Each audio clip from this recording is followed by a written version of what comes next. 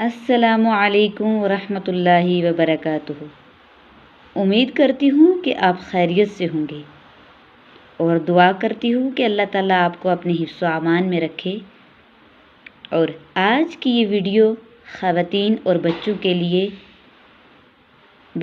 لیے ہے، اور جو خواتین گھر میں ہوتے ہیں اور جو بچے گھر میں ہوتے ہیں ان بچوں کے لیے، وہ بچے اور وہ خواتین اس ویڈیو سے بھرپور فائدہ حاصل کر سکتے ہیں۔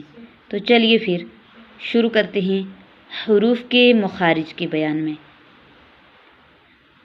مخرج کا لغوی معنی نکلنے کی جگہ ہے، اور اصطلاح تجوید میں جس جگہ سے حرف ادا ہوتا ہے اسے مخرج کہتے ہیں۔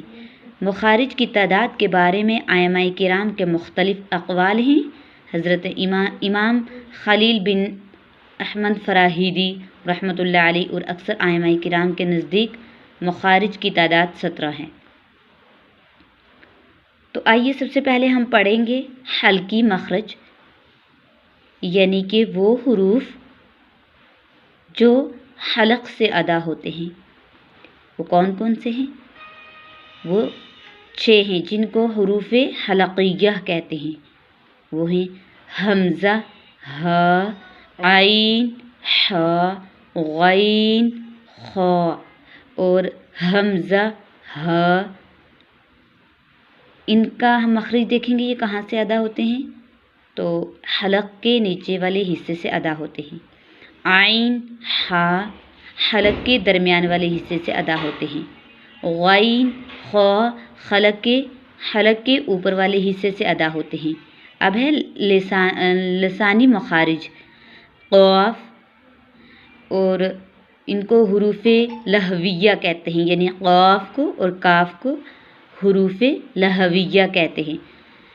اور قاف کا مخرج کیا ہے؟ زبان کی جڑ اور تالو کے نرم حصے سے ادا ہوتا ہے۔ کاف کا مخرج کیا ہے؟ زبان کی جڑ اور تالو کے سخت حصے سے ادا ہوتا ہے۔ جیم، شین، یا حروف شجریہ، ان کو کہتے ہیں حروف شجریہ، زبان کے درمیان اور تالو کے درمیان سے ادا ہوتے ہیں۔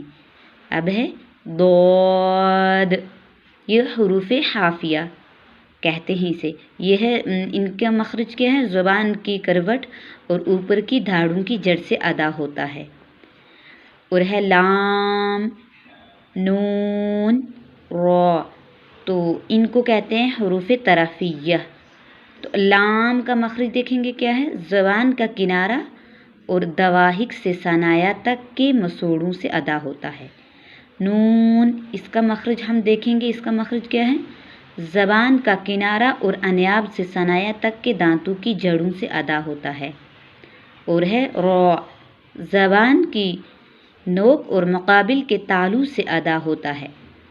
طا، دال، تا، یہ حروف نطعیہ ہیں، تو زبان کی نوک اور اوپر کے دانتوں کی جڑ سے ادا ہوتے ہیں یہ والے حروف۔ اب ہے وا، ذال، ثا، یہ ہیں حروف لثویہ، ان کو کہتے ہیں حروف لثویہ۔ ان کا مخرج ہے زبان کا سرا اور اوپر کے دانتوں کے اندرونی کنارے سے ادا ہوتے ہیں۔ اب ہے صاد، زا، سین، ان کو کہتے ہیں حروف صفیریہ، یعنی کہ سیٹی سے ادا ہونے والی حروف۔ تو زبان کی نوک، مخرج ان کا کیا ہے؟ زبان کی نوک اور دونوں دانتوں کے اندرونی